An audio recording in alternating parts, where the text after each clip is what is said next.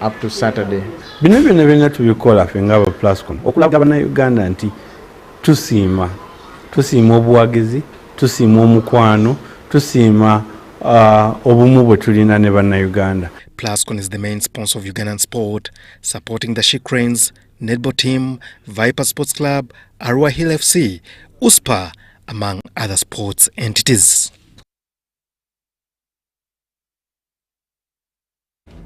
After several rounds of golf that started in July this year, Singleton Match Play Challenge has climaxed at Entebbe Golf Club.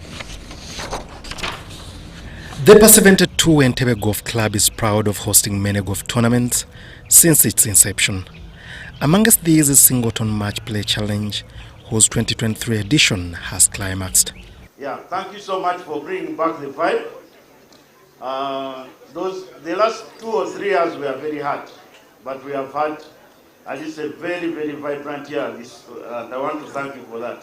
The Platinum sponsor and all the sponsors present. Second one is to thank our visitors. We have had so many visitors over the series. Today we have Kakamega, we had Kigali here, we had Burundi, we had the Kawale Sports Club, we had TYB and IBB of Nigeria, and our colleagues from UGU affiliated clubs. Thank you so much for liking Entebbe, and you know why it is the best club. This 7th season of arguably the most luxurious match play tournament entered more than 300 players that were drawn in pairs. These went through several rounds of golf that have ended with Richard Muchunguzi and Said Kilaira beating Joseph Bogere and Kenneth Kidu to the top prize. I must say it has been an interesting part of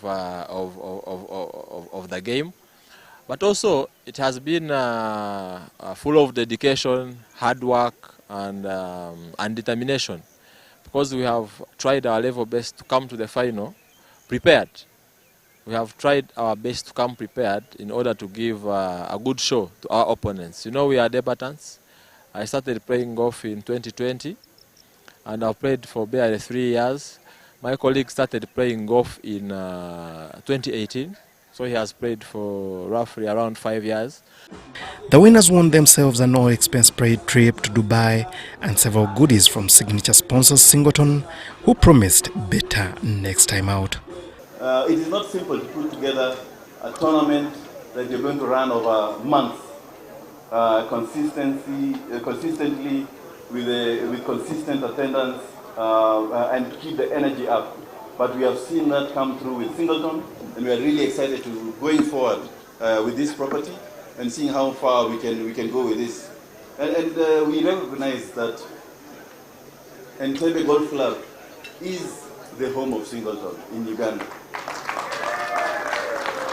So we started the journey here. We looked for, I believe the trustees and the committee, what is the property that we can work with together. Second placed Bogere and Kidu also won an all-expenses paid trip to Zanzibar, with third place Peter Magona and Serrano Walusimbi off to Mombasa. The Singleton Challenge, that is played on a match play 4-ball, better ball format, started in 2017 to encourage golfers play at a course out of Kampala. The first edition had about 120 players and was won by Isaac Maliela and John Mochiri. Subsequently, Peace Kabasweke and Sheila Kansime, Richard Rutwama and Robert Businje have been crowned winners. Others to triumph have been Innocent Nahawe and Luwum Adoch, and the pair of Philemon Akanthura and Patrick Ndase.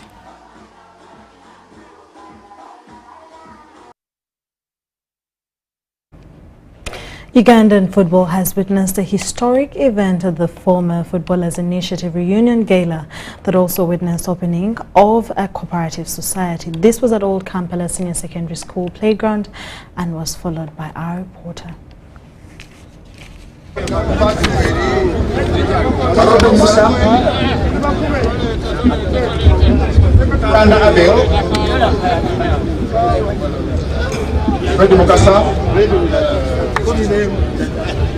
It has been a historical and refreshing sight at Old Kampala Senior Secondary School playground as Former Footballers Initiative hosted the reunion gala. The Former Footballers Initiative is a non-government organization started a few years ago to solve welfare challenges of colleagues. Ebintu byonna bye tukoze okuzimbira abantu amayumba, okuzaayo abaana mu masomero ntubasomesa, abamu okubajjanjaba, sitodde mu nsawo yange nga chairman. Ntodde okay kisinga obunene naye ba fans batuyambye kinene nnyo ne media houses mbebaza kubanga mukoza awareness ate n'abantu ne batukakasa nti sente bwe tuzifuna sinasobola kubagamba nti sobola kwebba kubanga bwe twebba naye abantu batuwagidde ne batuwa sente naffe ne tugattako kwe kulaba nti tutuuse wano bwe tutuuse. The reunion gala that also witnessed the launch of Cooperative Society was graced by Uganda State Minister for Lands, Sam Mayanja. Enough support initiative etandise kati era mbasaba kati mukole a memorandum enungi gye bagisubmitting a Ministry of Sports government is adopting systems za government zimanyi zitambula kasoobo mu stages kibenga kiyingira ddala mu annual budget. The cooperative society makes people come together. First of all, you have a common goal. You have something common which brings you together. Now, these are former footballers. They all know each other. They have that's an attachment. So when they get together, they can be able to work together because they have a common rallying point. Secondly, it makes it a lot easier. If somebody wanted to, for example, to help in an association, it's easier to help an association than an individual. During the first ever reunion, many former players, including Uganda's team at the 1979 African Cup of Nations, were applauded for Mauritius' conduct. Federation of Uganda Football Association applauded this initiative that they support through various avenues and promised better. Buli musomo gwonna ogwa FUFA ogubeerawo wabeerawo abantu 10, especially we pick former players nga president abasasulira nga office ye era nga bwe ngambye abantu kumpi 7 plus abasobodde ogaininga mu kintu ekyo ng'ekigendera kyonna kulaba nti abantu baffe banabasa mupiira bakoma mupiira. The day was graced by eloquent players from past including Paul Sali, Polly Ouma, Jamil Kasirie, Godfrey Nyola and Edgar Watson.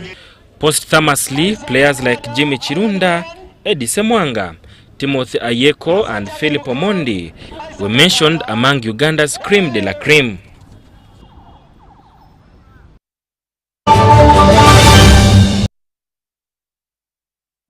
That's all we had for you from 8 to 9 to 2 minutes to 9 p.m. Please do join me again at 10 p.m. for more news coming your way. My name is Sharon Chamdisha. Stay tuned for more programming. Well, it is yet another rainy evening across most areas within Uganda, and we're looking at the satellite analysis for this evening, indicating that we could actually be looking at more rain throughout the night for several places, and that will be accompanied by the cold weather that is to be expected tonight. But looking at the systems influencing our weather, we have the Congo air mass that is still moving in towards the country. That is explaining much of the rains that we have across the western part of the country, as well as part of the rain belt that is now aligned towards several places across the region, and that explains the wet weather activities, although we're still looking at a slight reduction, especially for the Karamoja region. But looking at tomorrow's forecast, we do expect to start off with rains that will be across the Lake Victoria Basin and parts of central and across the eastern parts of the country. We also expect to have those rains again. Also looking at the western sector, we do expect to have those rains, and most of those will be accompanied by thunder showers across much of the region. The northern part of the country, we do expect intervals of sunny and cloudy conditions that will be mostly across the Karamoja region, central north. Otherwise, the rest of the areas will have a few showers. As we move into the afternoon, we start to see more rains developing across parts of central, with a 29 that will be across Nakasongola in terms of temperatures, and Kampala will be at 27 degrees. Now looking at the eastern part of the country, we also do expect to continue with those rains. Temperatures will be rising up to a warm 30 across Soroti, and we're looking at mostly 28 for Jinja and Tororo. Across western Uganda, Kasese will be quite warm with temperatures at 29. We do expect those showers to persist again into the afternoon. Midwestern Uganda as well, and we do expect cold weather for Kabale Helens. Temperatures will be at 23 with thunder showers. Across the northern sector, we'll still be looking at more of those rains developing across the central area as well as the northwestern part of the country, but Karamoja remains dry with temperatures rising up to 32. Quite a warm day over there. Some of the cities that we have for you across the world, we are forecasting a sunny day for Dubai. Temperatures will be at 31, quite warm weather over there. Also looking at partly cloudy conditions expected for Nairobi. Mostly a sunny day as well across New York with intervals of cloudy conditions. We do expect rains across Paris. Temperatures will be quite low at 9 degrees during day. That is it for our weather report tonight. Thank you very much for the company. My name is Modern Kenyana. Have a good night.